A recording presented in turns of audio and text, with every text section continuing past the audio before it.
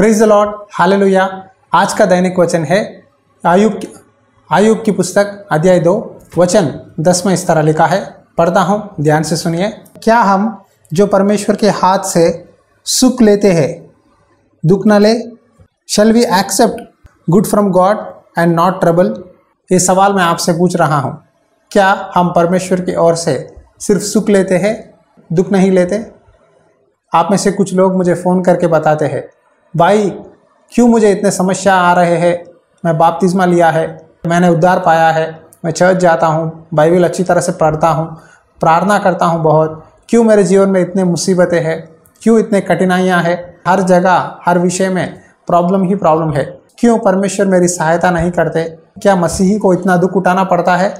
जब मैं विश्वास नहीं करता था तभी मेरा जीवन अच्छा था, मैं खुश था, संतुष्ट था। लेकिन अब जब प्रार्थना शुरुआत की, बाइबल ज़्यादा पढ़ रहा हूँ, तब से लेकर मेरे जीवन में बहुत सारे मुसीबत शुरुआत हुए।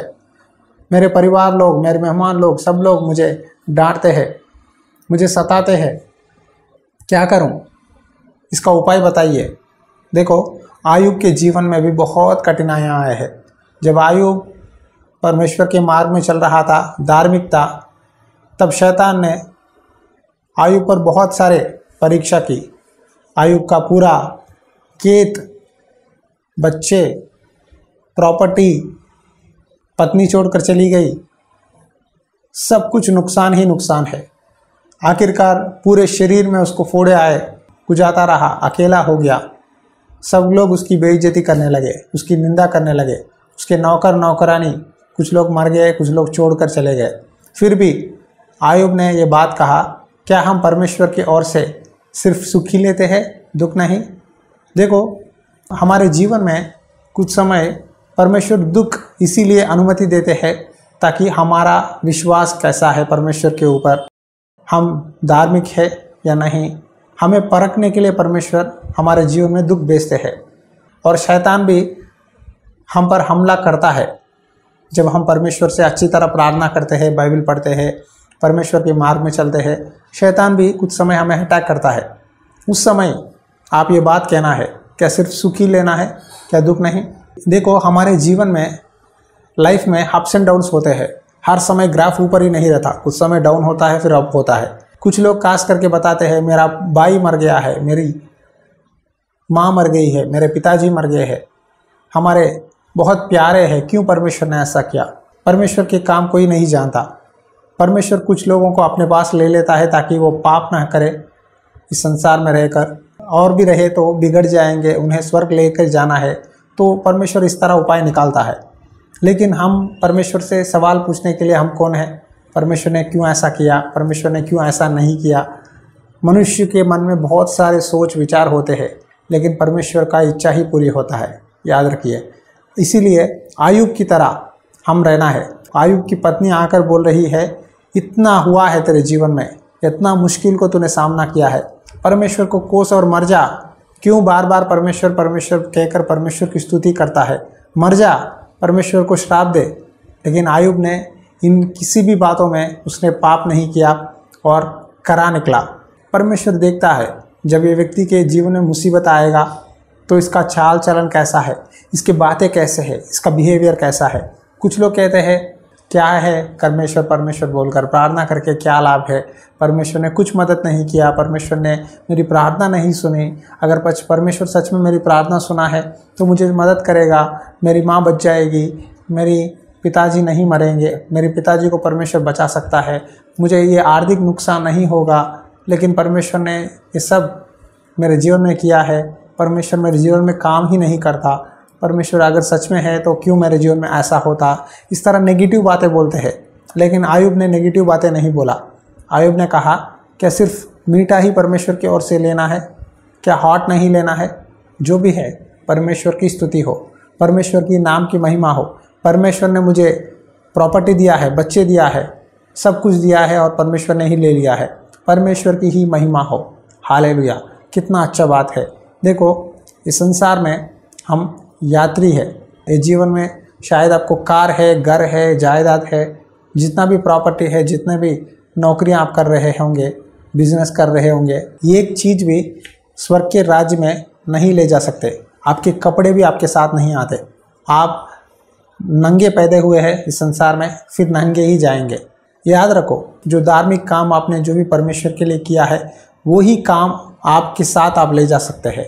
और आपका उद्धार, आपका दिल, आपका पवित्रता, आपका विश्वास, यही आपको स्वर्ग के राज में पहुंचा सकता है। याद रखो, जब आपके बातों में, आपके विश्वास में, आपकी प्रार्थना में आप धार्मिक है तो परमेश्वर ज़रूर आपको आशीष देंगे। लेकिन बहुत से लोग विश्वास करते हैं, क्यों?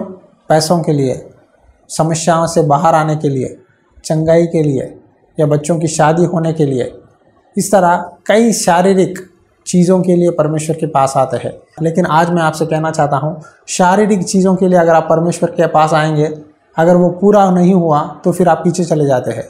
यदि आप आत्मिक चीज़ों के लिए, यानी स्वर्ग के राज्य में मैं रहना चाहता हूँ, परमेश्वर का उद्धार पाना चाहता हूँ, मेरा स्वभाव बदलना है, मैं परमेश्वर के लिए एक अच्छा स्पिरिचुअल लाइफ जीना चाहता हूँ, इस तरह स्पिरिचुअल नीड्स के साथ आप परमेश्वर के पास आएंगे तो आपका विश्वास स्थिर रहेगा। आज 90% लोग फिजिकल नीड्स ही बताते हैं, लेकिन सिर्फ 10% लोग कहते हैं मैं प्रार्थना करना चाहता हूँ, उपवास करना चाहता हूँ, बाइबल अच्छी तरह से पढ़ना चाहता हूँ, परमेश्वर की इच्छा जानना चाहता हूँ, परमेश्वर की सेवकाई करना चाहता हूँ। आप कौन से ग्रुप में है? 90% ग्रुप या 10% ग्रुप? आप ही सोच लीजिए। आयुब ने आपने किसी भी बात में पाप नहीं किया। इस तरह की गवाही आज आपको और मुझे रहनी चाहिए। हम आयुब को देखकर बहुत कुछ सीख सकते हैं। अगर आपके पास समय है, आयुब की पुस्तक पढ़ के देखिए। इसमें 42 चैप्टर्स है, हर दिन 3-3 अध्याय पढ़ो।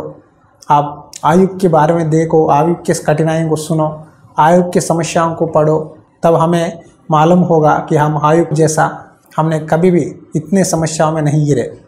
समझ गए? इसीलिए प्रार्थना करो, जब मुसीबत आए, संकट के समय मुझे पुकार, मैं तुझे छुड़ाऊंगा और अपने नाम की महिमा करूंगा। ये बात याद रखिए। आंखें बंद करिए, प्रार्थना करेंगे। अनुग्रहकारी दयालु परमेश्वर, मैं आपसे रिक्वेस्ट करता हूं पिता, आज जितने भी भाई बहन प्रभु मुसीबतों में है, तकलीफ़ों में है, तुझे श्राप देते हैं, तुझ पर कोसते हैं, उन सबको क्षमा कर, उन सबको माफ़ कर, उनको और एक जीवन दे, उनको और एक मौका दे।